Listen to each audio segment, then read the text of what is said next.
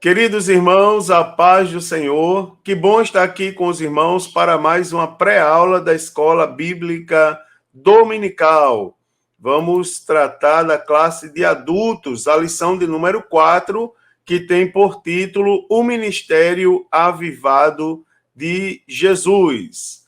O texto áureo para essa lição está no Evangelho, segundo escreveu o evangelista Lucas, capítulo 4, versículo 14, aonde diz: Então, pela virtude do Espírito, voltou Jesus para Galileia, e a sua fama correu por todas as terras em derredor. A verdade prática diz: o alcance espiritual da vida de um crente avivado revela a extraordinária atuação do Espírito Santo. A leitura bíblica em classe para essa lição está no Evangelho, segundo escreveu o evangelista Lucas, capítulo 4, versículos do 14 ao 22. E diz assim: Então, pela virtude do Espírito, voltou Jesus para Galileia, e a sua fama correu por todas as terras em derredor. E ensinava nas suas sinagogas, e por todos era louvado. E, chegando a Nazaré, onde fora criado, entrou num dia de sábado, segundo o seu costume, na sinagoga, e levantou-se para ler. E foi-lhe dado o livro do profeta Isaías. E, quando abriu o livro, achou o lugar em que estava escrito: O Espírito do Senhor é sobre mim, pois que me ungiu para evangelizar os pobres, enviou-me a curar os quebrantados de coração e a pregoar liberdade aos cativos e dar vista aos cegos e pôr em liberdade os oprimidos e anunciar o ano aceitável do Senhor. E, cerrando o livro e tornando a dá-lo ao ministro, assentou-se. E os olhos de todos na sinagoga estavam fitos nele. Então começou a dizer-lhes: Hoje se cumpriu esta escritura em vossos ouvidos. E todos lhe davam testemunhos e se maravilhavam das palavras de graça que saíam da sua boca e diziam: Não é este o filho de José? Glória a Deus. Os objetivos da lição são apresentar Jesus e a pessoa do Espírito Santo, explicar a importância da oração no ministério de Jesus Cristo e conscientizar de que Jesus teve uma vida na unção do Espírito. Preste atenção, queridos, para nós entrarmos no clima dessa lição, no pensamento, no direcionamento dessa lição. Jesus, ele foi muito bem sucedido em seu ministério por um motivo extremamente justo e aceitável a todos nós que somos crentes e temos a Bíblia como regra de fé e prática. Jesus foi bem sucedido porque, enquanto homem, ele viveu uma vida na unção do Espírito Santo. Então, nós sabemos, né, irmãos, fartamente isso, analisando a Bíblia Sagrada, que para sermos vitoriosos enquanto cristãos, nós precisamos seguir o exemplo de Jesus e vivermos também uma vida na unção do Espírito Santo.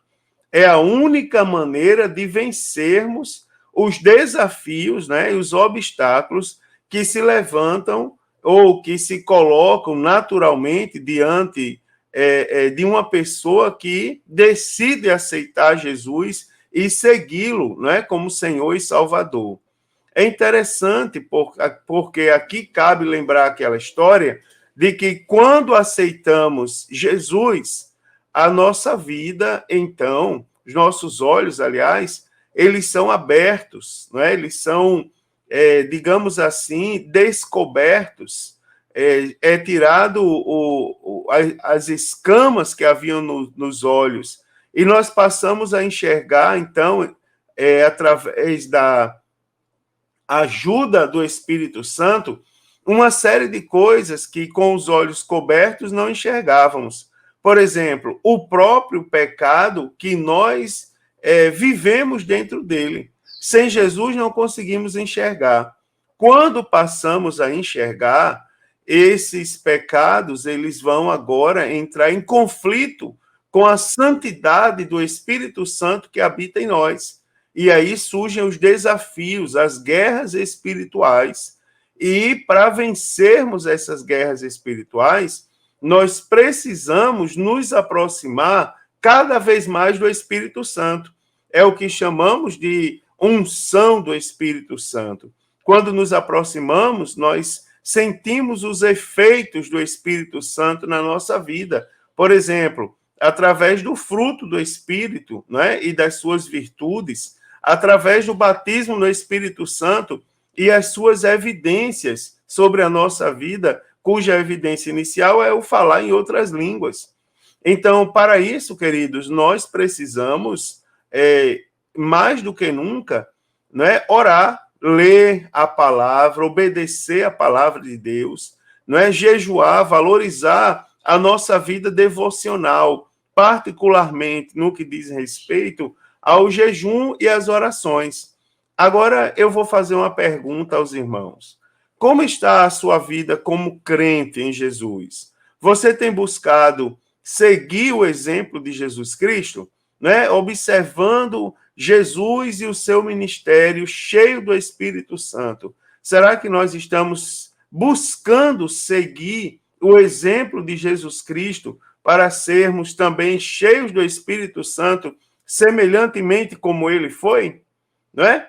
Então, dito isto, dando início à nossa lição, nós podemos dizer, queridos, que Jesus iniciou seu ministério na Galileia, e pela leitura que nós fizemos hoje, lá no versículo 14 do capítulo 4 do Evangelho segundo escreveu o evangelista Lucas, nós observamos que o ministério de Jesus, ele começou já tendo ou provocando grande repercussão diante do povo. E isso aconteceu, queridos, porque pela virtude do Espírito Santo, Jesus voltou para Galileia, né? Jesus voltou cheio do Espírito Santo. Agora, nessa lição, o que eu vou mostrar aos irmãos e discutir, comentar exaustivamente até com os irmãos, é o impacto do ministério de Jesus Cristo sobre o povo. Que, além de ter um ministério avivado, a mensagem de Jesus Cristo era proclamada sobre a autoridade do Espírito Santo. E isso se percebia através dos resultados que a palavra causava. Tá certo? Então, nenhum outro avivamento que ocorreu no passado, irmãos, ele pode ser comparado ao avivamento que ocorreu durante o ministério de Jesus. Só para você ter ideia dessa repercussão, é assim, você imagina que da primeira lição, a gente tem que avivamento é viver de novo. E o avivamento nós vivemos quando nós começamos a ter uma vida de compromisso com o Senhor. Compromisso com o Senhor Deus que nós servimos. Compromisso no sentido de ler a palavra de Deus para tomar conhecimento acerca de Deus, para conhecer o próprio Deus, não é? Até onde nós podemos conhecer as suas características, a sua vontade, não é? O seu padrão de santidade e as suas ordenanças a todos nós. Primeiro, nós precisamos tomar conhecimento de tudo isso. Depois, nós temos que viver uma vida devocional. Por quê? Porque a vida devocional nos aproxima de Deus. É aquela história do discipulado que nós ensinamos aos novos convertidos que se você se ouviu falar, por exemplo, acerca de mim, você ouviu falar de algumas características minhas, com certeza não todas. é o nosso caso acerca de Deus. Agora, você nunca vai descobrir quem verdadeiramente eu sou se você não se aproximar de mim e você conversar comigo e você ouvir as palavras sendo proferidas a partir de mim. Então, é o que aconteceu aqui, ou o que acontece com Jesus. Nós teremos uma vida de avivamento pleno quando nós decidirmos, então, colocar em prática as nossas obrigações como crentes em Jesus. Em resumo, que uma vida de compromisso com a palavra de Deus, a leitura da palavra de Deus e o esforço para colocá-la em prática na nossa vida, e também, queridos, uma vida de oração, não é? Uma vida de devocional viva, uma vida em que as pessoas, não é, em nossa volta, elas sejam impactadas pelo poder de Deus que reflete através da nossa vida, não é? Então, você imagina Jesus chegando no lugar e ter um paralítico de nascença e ele chegar lá e curar aquele paralítico. Você imagina que nós oramos, às vezes, os nossos cultos e pedimos a Deus milagre. E quando uma pessoa aceita Jesus, nós damos glória a Deus. E quando alguém testemunha de cura, nós nos emocionamos. Agora você imagina que com Jesus essas coisas eram constantes. Então, um genuíno avivamento ele é marcado por pregação, tá certo? Por ensino, por conversões, por curas, por milagres extraordinários, libertação ou libertações e ação poderosa do Espírito Santo. E tudo isso nós constatamos no ministério de Jesus Cristo. Então, aqui eu quero mostrar aos irmãos, dentre tantas outras coisas, também a ação do Espírito Santo durante o ministério de Jesus, tá certo? Os propósitos da unção do Espírito Santo na vida de Jesus e também algumas características e alguns aspectos, não é, do ministério avivado de Jesus Cristo. Uma excelente lição, uma excelente aula, tá certo? Alguém já mandou mensagem para mim tentando confundir assim, não de forma maliciosa, mas de maneira indireta, dizendo Jesus não foi avivado, porque avivado é nascer de novo. Jesus não precisou nascer de novo. Olha, querido, nós estamos falando no sentido devocional da palavra. O ministério de Jesus foi avivado, por quê? Porque, através de Jesus Cristo, nós começamos a observar uma série de aspectos do pleno avivamento que nós, inclusive, buscamos. Nós, nascidos de novo em Cristo Jesus, nós buscamos que aconteçam os sinais e as bênçãos de Deus venham sobre nós em conformidade com o que aconteceu enquanto Jesus pregava e era usado grandemente através da unção do Espírito Santo. Por exemplo, a Bíblia Sagrada disse em determinado momento que Jesus estava numa casa ensinando, e a Bíblia diz que a virtude do Senhor estava com ele naquele momento para curar. Isso aí é uma fala interessante, é um registro interessante, porque tem dia e tem momentos nos nossos cultos ou durante a nossa vida, que nós pedimos a Deus para curar. Mas naquele momento a virtude do Senhor estava com Jesus para curar. É aquela passagem onde colocaram o paralítico pelo teto na presença de Jesus e ele foi curado. Você lembra daquela frase? Ora, para que saibais que o Filho do Homem tem poder não só para perdoar pecado, a ti eu te digo, levanta, toma o teu leito e anda. Não é? Então a gente vê características do pleno avivamento no ministério de Jesus Cristo. Por isso nós afirmamos que o ministério de Jesus ele foi plenamente avivado, tá certo?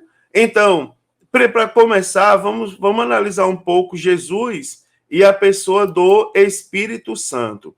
O que nós temos aqui são duas pessoas da Trindade Santa. E a gente já sabe, nós já temos na nossa mente a relação entre elas, não é? A Bíblia diz, por exemplo, vou falar na prática, não é para a gente ser mais objetivo.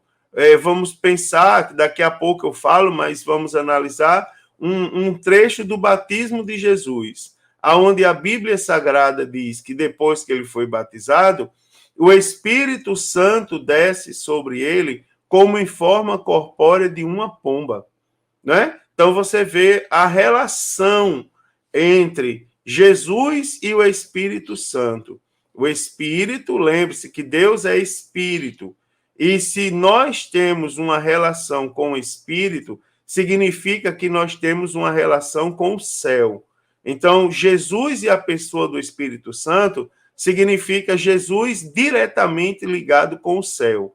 Mesmo sendo 100% homem, lembre-se que ele também era 100% Deus. Então, primeiro, o Espírito Santo na vida de Jesus. Daí a gente observa no nascimento, não é? Antes mesmo de Jesus nascer, o anjo Gabriel foi enviado a Maria, não é? Lá, segundo o Evangelho de Lucas, capítulo 1, versículo 35, aonde ele disse: descerá sobre ti o Espírito Santo, e a virtude do Altíssimo te cobrirá com a sua sombra, pelo que também o santo que de ti há de nascer será chamado Filho de Deus.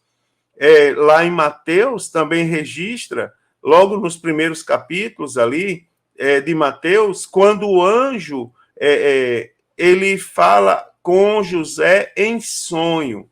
Você observa que José intentou deixar Maria, mas em sonho ele foi avisado: José, não deixe Maria, porque o que nela está sendo gerado foi concebido pelo Espírito Santo. Então nós vemos o papel do Espírito Santo como na execução divina do ministério da encarnação. Não é? Então você vê que sobre a virtude do Espírito, o nosso Senhor Jesus Cristo se torna o Emanuel, não é? Que significa Deus conosco, não é? O Deus que se fez homem e habitou entre nós. Então você vê uma estreita relação de Jesus com o Espírito Santo já desde antes do nascimento. Também no batismo, não é? O que nós vemos aqui antes de Jesus sair pela Galileia, ali exercendo seu ministério como Jesus, como Emanuel, como aquele que veio para salvar, Jesus se submete diretamente ao batismo de João Batista, lá no Rio Jordão. E a Bíblia diz que, ao sair da água, segundo Mateus, capítulo 3, versículos 16 e 17, ele viu o Espírito de Deus descendo como pomba e vindo sobre ele. E eis que uma voz dos céus dizia: este é o meu filho amado, em quem me comprazo. Então, nós observamos aqui uma manifestação indiscutível, querido, indiscutível, né? Segundo o autor da lição, indubitável, né? Da Santíssima Trindade. Você vê o Pai declarando Jesus como seu filho amado, Jesus saindo da água e o Espírito Santo materializado em forma de pomba descendo sobre ele.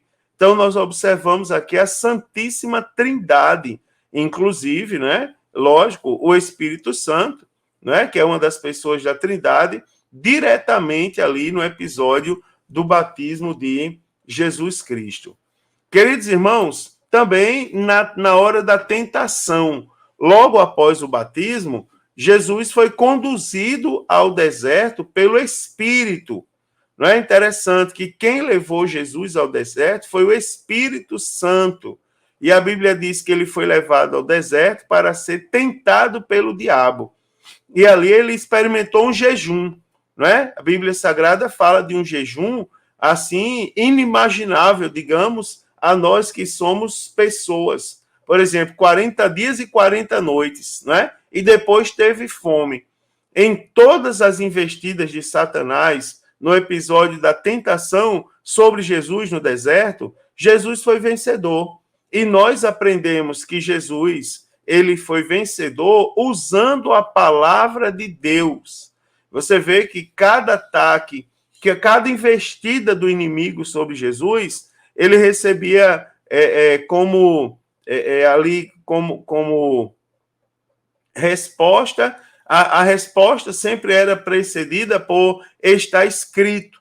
Então fica claro que se o Senhor Jesus não tivesse a presença do Espírito Santo, o resultado das suas provações não seria satisfatório, não é? A Bíblia é tão perfeita que, a exemplo de Jesus, a Bíblia nos manda crescer na graça e também no conhecimento. Você observa que essas duas coisas precisam andar juntas. Certa vez, ainda na minha plena assim, juventude, né? Eu ouvi na igreja alguém dizer assim, que quando se cresce muito na graça, você gera fanatismo. Só a graça gera fanatismo. Só o conhecimento gera cultura, formalidade. Agora, graça e conhecimento, ela gera o quê? Poder de Deus. Então, você observa em Cristo o exemplo do uso da palavra de Deus com graça. Não é? A palavra com graça. Não é? Ou a graça e o conhecimento em ação. Qual foi o resultado? Um ministério avivado, que foi capaz de vencer as investidas de Satanás, não é? E, não é, irmãos, deixar como exemplo a todos nós esse direcionamento pleno do que nós temos que fazer para estarmos em Cristo Jesus. Também, o Espírito Santo no ministério de Jesus. Então, nós temos que, com aproximadamente 30 anos, Jesus ele inicia seu ministério terreno depois que ele volta, não é, do Monte da Tentação no deserto da Judéia pela Galileia. A leitura bíblica em classe de hoje, lá no Evangelho segundo escreveu Lucas, capítulo 4, nós lemos do versículo 14 ao 22, nós vemos que Jesus, ele abriu, foi-lhe dado o livro para ele ler, ele abriu no profeta Isaías, e ele lê aquela parte que diz que o Espírito de Deus está sobre mim, e ele me enviou para evangelizar os pobres, não é, curar os quebrantados de coração, e, enfim, apregoar a liberdade aos cativos, dar vista aos cegos, pôr liberdade aos oprimidos. Então, Jesus, quando ele pega o livro e lê, ele mostra, não é, que foi ungido para que ele foi chamado pelo Espírito de Deus. E ali, Jesus declara claramente qual era a missão do seu ministério. Então, nós observamos, né, de uma forma mais generalizada, que Jesus sabia que, por causa dos bens terrenos, não é, muitas pessoas desse mundo não se interessariam por sua palavra, tá certo? Aqui eu vou destacar não somente bens materiais, mas excesso de bens materiais, mas as coisas gerais desse mundo, por exemplo, os costumes, a cultura, como algumas pessoas dizem, né? Então, por causa dos bens, e aqui eu incluo bens materiais e também bens imateriais, né? As pessoas elas não se interessariam muito pela palavra de Deus. Então, Jesus ele foi ungido para curar os quebrantados de coração. O quebrantado de coração são aqueles que têm um coração humilde, são aqueles que se colocam à disposição, são aqueles que se submetem à vontade plena do nosso Deus. Então, por isso que Jesus veio tocar o coração dos homens. E ainda mais, não é? Ele fez um convite aos cansados e oprimidos, apregoou liberdade aos cativos, e para tudo isso a gente tem referência. Por exemplo, o convite aos cansados e oprimidos, Mateus 11, 28. Apregoar a liberdade aos cativos, João 8, 31 ao 36. Aos que estão sujeitos à escravidão do pecado, Romanos 8, 20 e 21. Deu vista aos cegos, não é? João, capítulo 9, do 39 ao 41. E pôs em liberdade os oprimidos. Para cada aspecto desse, nós temos um exemplo ou vários na Bíblia Sagrada. Então, você observa que para o exercício pleno dessas coisas, ele não seria possível se não tivesse a atuação direta do Espírito Santo, não é? Se não tivesse a atuação direta no Espírito, do Espírito Santo no ministério de Jesus Cristo. Agora, a ação do Espírito Santo no ministério de Jesus Cristo. Aqui um resumo, né, para o que eu já falei e um resumo também para o que eu vou falar ainda. Então, é o mesmo Espírito que atuou lá no Antigo Testamento, não é? O Espírito de Deus, como é revelado no Antigo Testamento, geralmente, lá no período dos juízes, dos profetas, dos reis e também dos sacerdotes, ele atuou na vida de Jesus, tá certo? Vou dar um exemplo bíblico para você. Nós lemos hoje, né, no texto de hoje, lá em Lucas capítulo 4, a partir do versículo 14, Jesus pega o livro do profeta Isaías, do profeta messiânico, do profeta que mais anunciou acerca do Messias, acerca do próprio Jesus, e ele confirma as palavras, não é, do profeta Isaías ao seu respeito, falando publicamente qual era a sua missão, declarando que a sua missão já estava anunciada desde o Antigo Testamento. Isso aqui é muito interessante, queridos. Demonstra que o Espírito Santo que inspirou o profeta Isaías para escrever acerca do Messias é o mesmo Espírito Santo que atua no ministério de Jesus Cristo. Isso é muito interessante, esse paralelo muito interessante. Então, a gente pode ver algumas ações do Espírito Santo, algumas, inclusive, eu já falei. Por exemplo, quando Jesus foi batizado no Rio Jordão, o Espírito Santo desce sobre ele. Quando Jesus foi conduzido pelo Espírito Santo ao deserto para ser tentado pelo diabo, Jesus pregou e operou milagres pelo poder do Espírito Santo. Jesus ensinou sobre o Espírito Santo. Jesus prometeu enviar o Espírito Santo e Jesus soprou sobre os discípulos o Espírito Santo. Então, nós temos aqui a ação direta do Espírito Santo durante o ministério de Jesus Cristo. Agora, alguns propósitos da unção do Espírito Santo na vida de Jesus. Não é? Então, durante o seu ministério, Jesus ele foi até a sinagoga de Nazaré, leu as escrituras do profeta Isaías, que falava acerca de si mesmo e do seu ministério. Então, Lucas, ele registra, então, de forma extremamente detalhada, ao menos 6 propósitos da unção do Espírito Santo na vida de Jesus, conforme eu vou falar para os irmãos. Primeiro, Jesus ele foi ungido para evangelizar os pobres. Então, o primeiro propósito da unção de Jesus foi evangelizar os pobres. Evangelizar, lembrando aos irmãos, significa o quê? Pregar ou anunciar as boas novas de salvação. Lembre-se que aqui, e quando o assunto é a Bíblia Sagrada e os assuntos, não é, relacionados à Bíblia Sagrada, nós temos que ser objetivos, não é? E a palavra final é a palavra da própria Bíblia. Então, evangelizar significa pregar ou anunciar as boas novas de salvação. Qualquer outra coisa que tenha qualquer outro objetivo não é evangelizar para nós que andamos em conformidade com a Bíblia Sagrada. Então, a gente observa que grande parte do ministério de Jesus foi dedicada à pregação do Evangelho. No que diz respeito ao termo pobre, não significa aqui, não tem o significado que os ricos eles não devem ser evangelizados, não é?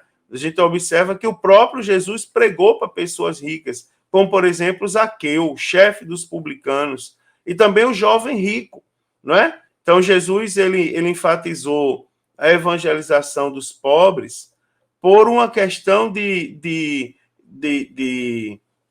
estado de necessidade, digamos. Os pobres são mais humildes, mais dependentes de Deus, mais chamados, não é? Mais sensíveis ao chamado divino. Então, digamos que o caminho mais adequado não é começar de cima. Às vezes, se você for começar começar sobre o público, digamos, predominantemente rico, né? Falando no sentido literal da palavra, nós vamos ter uma dificuldade para alcançar os pobres, né? Porque os pobres, a maioria, não tem acesso ao ambiente dos ricos. Agora, o contrário é mais fácil. Você começa a pregar aos pobres, que são mais humildes, que têm um coração mais quebrantado, são mais dependentes de Deus, são mais sensíveis a situações e situações, inclusive ao chamado divino, e facilmente nós chegamos até os ricos. Você observa como foi que Jesus chegou até Zaqueu. Não foi através da alta sociedade, foi andando no meio do povo. Zaqueu, para ver Jesus, ele viu Jesus se aproximando no meio da multidão. E como ele era de pequena estatura, ele subiu na figueira brava. Né? Então, você observa que tem uma explicação lógica, o foco de Jesus. Não é? Então, além disso, a gente vê que diversas vezes Jesus ensinou sobre o perigo do apego às riquezas, tá certo? Ele fez menção a várias situações e várias verdades sobre o perigo do apego às coisas materiais. Queridos, também Jesus foi ungido para curar os quebrantados de coração. Então, Jesus ele não cura apenas enfermidade física, mas também enfermidades da alma ou enfermidades emocionais. Né? O coração quebrantado significa um coração cheio de humildade e disponível para submeter-se à vontade de Deus. Você observa que esse coração aqui, ele independe de ser pobre ou rico, tá certo? E nós conhecemos, todos nós, pessoas de poder aquisitivo alto que são quebrantadas e pessoas de poder aquisitivo baixo que são extremamente soberbas. Então, você observa que aqui está falando de coração, está falando de sentimentos. Né? Então, o coração quebrantado, ele é o contrário do coração endurecido. Ele é o contrário do coração cheio de orgulho, coração autossuficiente. Tá certo? Esse tipo de coração, o coração quebrantado, ele agrada a Deus. Nos Salmos 34, verso 18, diz assim: perto está o Senhor dos que têm o coração quebrantado e salva os contritos de espírito. Então, na missão de Jesus, ele veio para curar, né, irmãos? Ele veio literalmente para curar os que são quebrantados de coração. Então, esse público não só tem acesso a Deus, mas também usufrui da cura de Deus, tá certo? Da cura completa, da cura da alma, da cura dos sentimentos. Então, a palavra de Deus, cheia de misericórdia e de amor pelos que sofrem as adversidades da vida, ela promove a cura interior, ela traz paz e descanso para a alma. Mateus 11 e 28 diz: vinde a mim, todos os que estáis cansados e oprimidos, e eu vos aliviarei. Não é? Só vinha Jesus com o coração quebrantado e nós vamos experimentar a cura dos sentimentos e das emoções. Também Jesus foi ungido para pregoar a liberdade aos cativos. Então, após a queda, o homem ele se torna destituído da glória de Deus e escravo do pecado e também do diabo. Tá certo? Segundo o pastor Elinaldo Renovato, autor da lição, ele diz que com a queda, a humanidade passou a ser seduzida, enganada e voltada para a prática de tudo o que é contra a santidade de Deus. Na ilusão do pecado, o ser humano pensa que é livre. O diabo prende as pessoas com uma falsa liberdade, escravizando-as através de vários meios de destruição, tais como vícios, fornicação, adultérios, prostituição, violência, falsas religiões, heresias e outras coisas que lhe prendem de tal forma que são prisioneiros do pecado e da corrupção. Agora, se nós olharmos Jesus, ele foi ungido para proclamar a liberdade aos cativos, ou seja, para anunciar que os que se encontram em prisões poderão obter a liberdade se voltarem para ele, tá certo? Também Jesus foi ungido para dar vista aos cegos, não é? Então, durante o ministério, seu ministério, Jesus ele curou muitas pessoas que sofriam de cegueira. Mas aqui, queridos, nós devemos pensar mais alguma coisa, porque a Bíblia fala da cegueira física, mas também da cegueira espiritual. O pastor Elinaldo Renovato, ele ainda diz assim, ó, a cegueira espiritual é a causa de todos os males morais e humanos que afligem a humanidade. Ela leva a maioria das pessoas a serem dominadas pela incredulidade, que é a mãe de todos os tipos de pecado. Sem crer em Deus, ou os homens tornam-se os seus pecados deuses próprios, ou então elegem outros deuses nas suas vidas. A cegueira espiritual seduz as pessoas para acreditar e praticar falsos ensinos e heresias das mais estranhas. Agora, Jesus Cristo, você observa, Jesus Cristo, ele foi ungido não apenas para curar da cegueira física, mas principalmente a espiritual, como ocorreu, por exemplo, com o cego de nascença. Depois de curar a sua cegueira física, também houve a cura da sua cegueira espiritual. Se a gente for ao Evangelho segundo escreveu João, capítulo 9, a partir do versículo de número 35, a Bíblia diz o seguinte, ó, a Bíblia vai dizer, Jesus ouviu o que tinham expulsado e, encontrando-o, disse-lhe, crês tu no Filho de Deus? Ele respondeu e disse, quem é ele, Senhor? Para que nele creia. Jesus disse, tu já o tens visto, e é aquele que fala contigo. Ele disse, creio, Senhor, e o adorou. Ou seja, você observa, o cego tinha sido curado, mas curado da cegueira física, mas ele não sabia quem tinha curado ele. Ele não tinha conhecimento de quem o tinha curado. E ele só foi ter quando Jesus abriu também os seus olhos espirituais, claramente explicado nessa passagem bíblica. Também Jesus foi ungido para pôr em liberdade os oprimidos. Então, Jesus foi ungido não só para anunciar a liberdade aos cativos, mas também para libertá-los, não é? Então, durante seu ministério, Jesus libertou muitos que viviam endemoniados.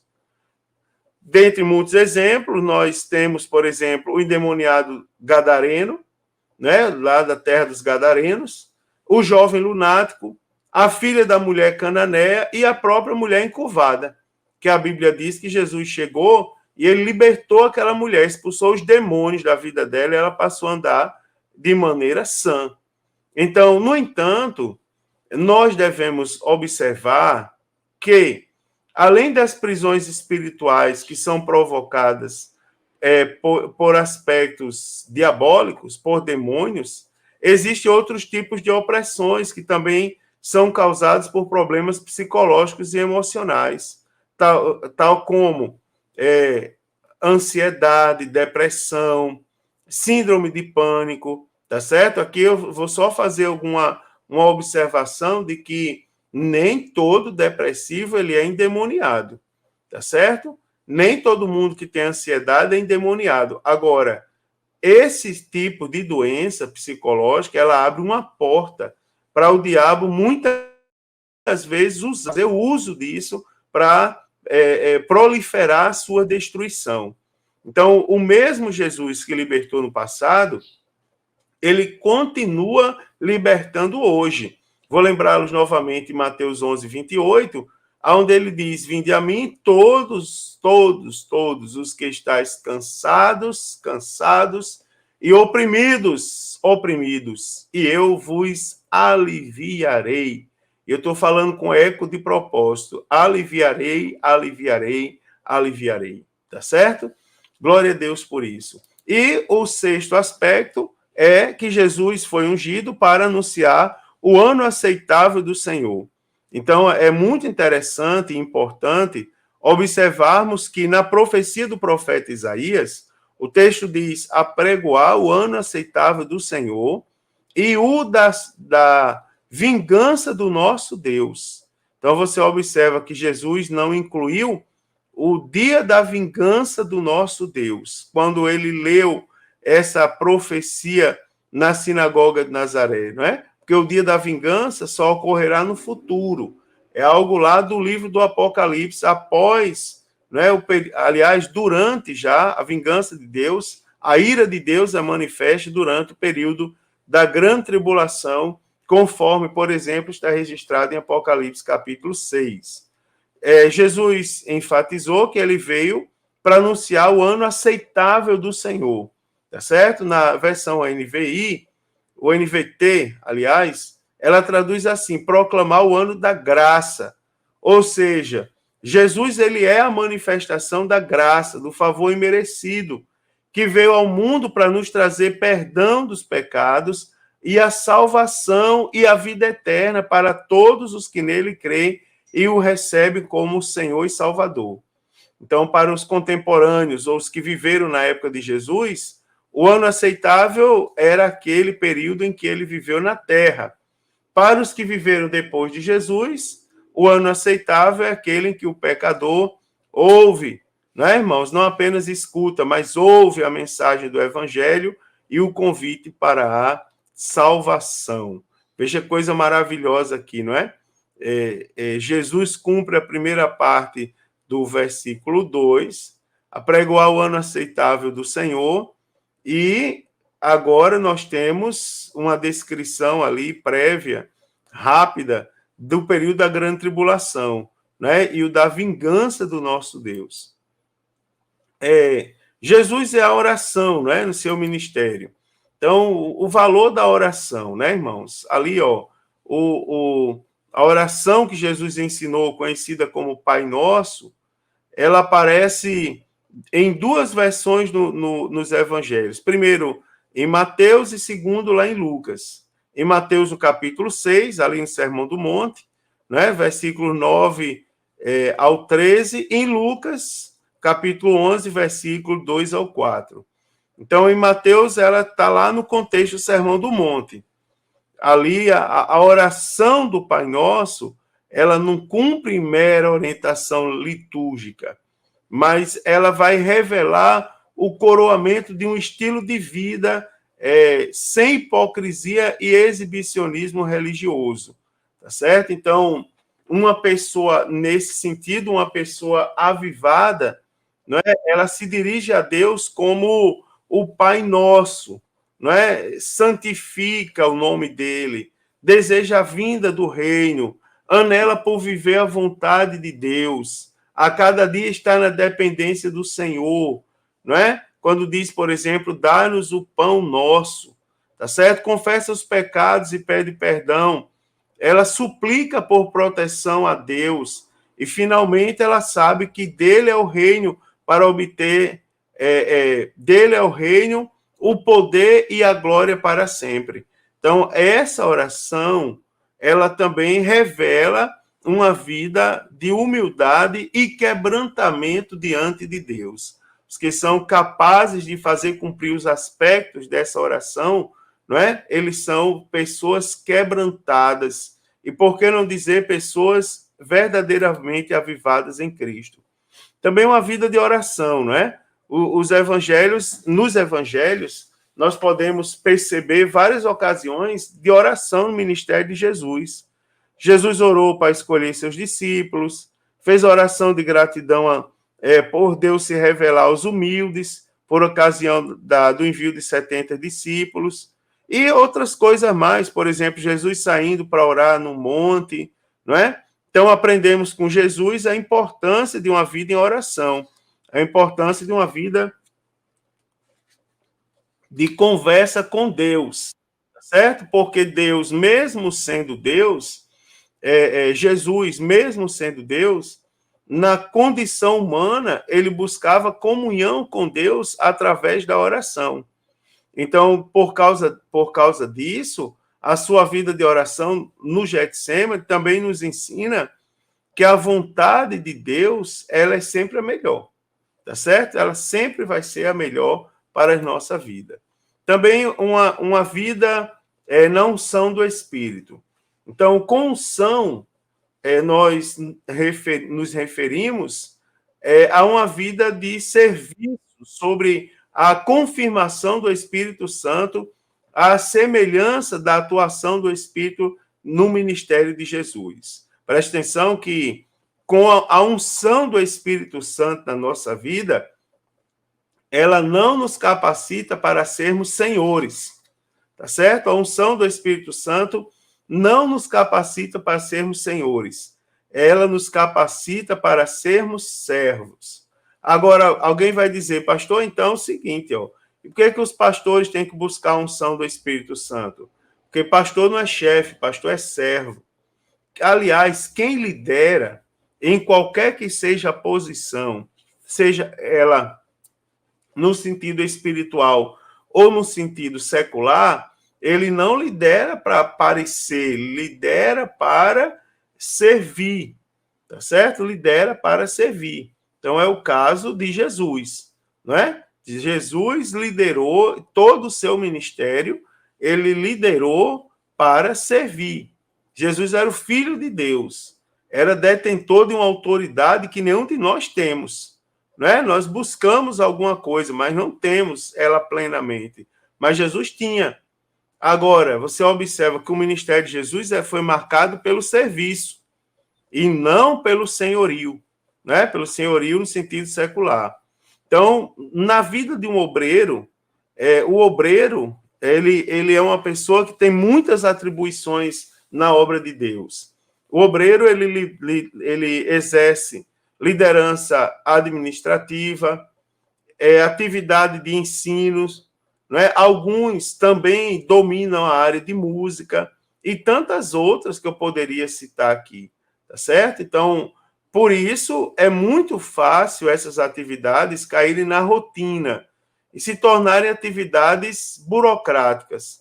Porém, o obreiro, né, que é ungido por Deus, ele sabe que o Espírito Santo renova suas forças, que o Espírito Santo não permite que veja a obra do Senhor como um mero olhar humano, né? E de maneira graciosa ver a confirmação de seu ministério quando o Senhor salva vidas por meio de uma pregação ungida, quando crentes mudam de atitudes por causa do ensino dirigido pelo Espírito Santo, e quando há edificação espiritual por meio de um louvor bem executado na presença de Deus.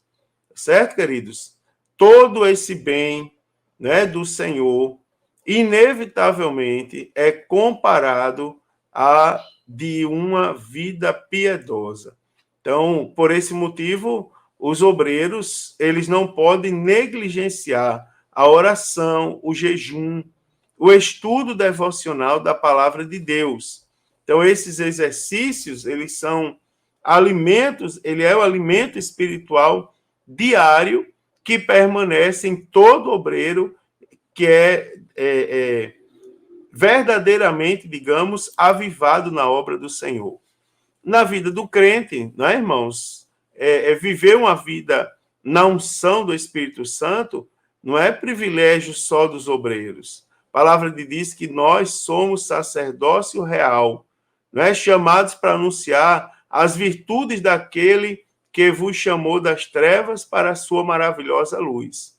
Então, mais precisamente, Deus chamou cada crente a comunicar o evangelho em todos os lugares em que seus pés tocarem, tá certo? Para isso, né, a nossa vida deve estar debaixo da unção do Espírito Santo. Então, você quer exercer, por exemplo, influência na sua família, nos lugares onde você anda, na faculdade, na escola, do trabalho, qualquer lugar da sociedade, Então, para isso, temos que ser testemunhas de Jesus na unção do Espírito Santo. Isso nos confere autoridade e destaque. Também o ministério avivado de Jesus. Falar um pouco do ministério avivado. Então, a Bíblia ela vai registrar diversos avivamentos que aconteceram na história do povo de Deus, semelhantes ao que aconteceu na vida dos profetas Esdras e Neemias, não é? Durante o período do reinado do rei Josias, Ezequias, nos dias da igreja primitiva, dentre outros que a Bíblia revela. Agora, o maior de todos os avivamentos, né, indiscutivelmente, ele ocorreu durante o ministério de Jesus Cristo. E eu quero mostrar algumas características, algumas das quais nós já sabemos, não é? O ministério de Jesus Cristo, né? Algumas características do ministério que nós devemos tomar como exemplo. Eu quero frisar, inclusive, coisas que já falamos. Por exemplo, o ministério de Jesus foi marcado pela oração, tá certo? Então, Jesus, ele orava muito, né? Jesus passava a noite em oração, acordava cedo para orar. E não apenas orava, mas também ensinava aos discípulos acerca da oração. Então, nós devemos viver em constante oração. Devemos clamar a Deus, segundo clamou, por exemplo, o profeta Abacuque: aviva a tua obra, ó Senhor. Tá certo? Caberia uma crítica, mas eu não vou fazer a crítica. Por exemplo, nós temos uma vida de oração, nossos cultos são marcados pela oração, aonde a gente chega, no Brasil inteiro, da gente ver pessoas ajoelhadas conversando entre si. E não vê que aquilo sim é que é um castigo, homem. Uma vez eu disse a duas irmãs: por que vocês não se levantam, não sentam no banco e não começam a conversar de vez? Porque isso é um sofrimento, você ficar, não é, de joelho, conversando 40 minutos ali, cabeça baixa. Isso é um sofrimento. Então, saia desse sofrimento. Jesus veio para libertar, tá certo? Jesus veio para libertar você. Então, fica uma crítica. Nós estamos orando. Segundo, o ministério de Jesus foi marcado por pregação e conversões. Eu já falei para os irmãos que a pregação é anunciar as boas novas de salvação, tá certo? Quando as pessoas não querem ouvir histórias mirabolantes, se elas já escutam no dia a dia, o que as pessoas querem ouvir é o quê? Eles querem ouvir mensagens que citem, né, que tragam conteúdo bíblico, que é o que verdadeiramente liberta. O que liberta é o que Jesus fez, são as palavras dele, a atuação do Espírito Santo do Senhor. Também o ministério de Jesus foi marcado pelo ensino, tá certo? Então, Jesus ele ensinava com tanta autoridade que até mesmo aquelas pessoas que impediram chegavam a confessar. Por exemplo, lá em João, capítulo 7, versículo 46. Nunca homem algum falou assim como este homem. Tá certo? Então, ele viveu o que ensinou e ensinou para viver. O evangelista Lucas, ao relatar o ministério de Jesus, ele coloca em primeiro lugar a ação e depois o ensino. Quando ele diz assim: fiz o primeiro tratado ao Teófilo acerca de tudo que Jesus começou não só a fazer, mas a ensinar, né? Então, o ministério de Jesus também foi marcado pelo ensino. E, por que não dizer aqui, pela formação de novos discípulos, tá certo? De pessoas que dessem continuidade à sua missão, tá certo? Então, o ministério de Jesus também foi marcado por milagres extraordinários. Você observa, deu vista aos cegos, fez paralítico andar, purificou leprosos, libertou endemoniados, acalmou o vento de tempestade, multiplicou pães e peixes para alimentar a multidão, andou por cima do mar, transformou água em vinho e ressuscitou dos mortos, dentre outras coisas que, segundo o evangelista João, nem foi capaz de registrar. Então, veja que coisa maravilhosa, irmão, são as características do ministério genuíno de Jesus Cristo. Agora, veja que lição extraordinária para todos nós, não é? Então, aqui nós vimos que Jesus ele teve um ministério avivado, verdadeiramente avivado. Por quê? Foi ungido pelo Espírito Santo, completamente direcionado pelo Espírito Santo. E aqui eu vou acrescentar, Jesus, ele não estava exercendo seu ministério para ser famoso, ele estava para cumprir a sua missão conforme determinada por Deus e registrada no livro do profeta Isaías e lida pelo próprio Jesus no capítulo 4 do Evangelho segundo escreveu Lucas. Agora, se o Senhor Jesus, sendo Deus, foi ungido pelo Espírito Santo para desenvolver seu ministério, por que conosco seria diferente? Então, nós temos que viver uma vida de serviço, não é? Lembrando para os irmãos que nós fomos chamados para servir. Mesmo os que lideram, eles servem. Para a liderança ser plena e autêntica, ela tem que ser marcada pelo serviço, tá certo? Então, vivamos, pois, uma vida de serviço na causa do Mestre, de modo que o Espírito Santo confirme a cada instante o nosso chamado, a nossa vocação, né? E também aprendemos aqui que, embora outros avivamentos tenham ocorrido no Antigo Testamento e durante o Novo Testamento, então nós temos que, durante o ministério de Jesus, o mundo experimentou o maior de todos os avivamentos, tá certo? O maior de todas as maravilhas provenientes do céu.